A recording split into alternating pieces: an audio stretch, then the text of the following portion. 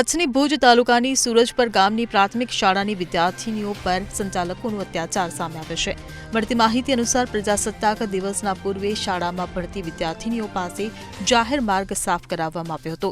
ભુજ તાલુકાના સૂરજપર ગામની પ્રાથમિક શાળાની વિદ્યાર્થીની પાસેથી જાહેર માર્ગ સાફ કરવાનો વિડીયો સોશિયલ મીડિયામાં વાયરલ થયો છે। વિદ્યાર્થીનીઓ જાહેર માર્ગની સાફ સફાઈ કરતી જોવા મળી રહી છે। સાથે સાથે શાળાની દિવાલોને પણ પાણી વડે ધોતી નજરે આવી રહી છે। આ વિડીયો વાયરલ થયા પછી શાળા સંચાલકો પર ચોતરફથી ફિટકાર વરસી રહ્યો છે। ઘણી વખત શાળા માસૂમો પર અવારનવાર આ પ્રકારના અત્યાચારના વિડીયો સામે આવતા રહે છે।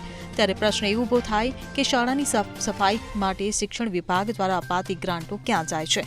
આ વિડીયો સામે આવ્યા પછી શાળા સંચાલકો પર કોઈ એક્શન લેવામાં આવશે કે નહીં તે પણ પ્રશ્ન ઊભો થયો છે। Bureau report CN24 news. હવે જુઓ દેશ દુનિયાની તમામ ખબરો તમારી આંગળીના ટેરવે।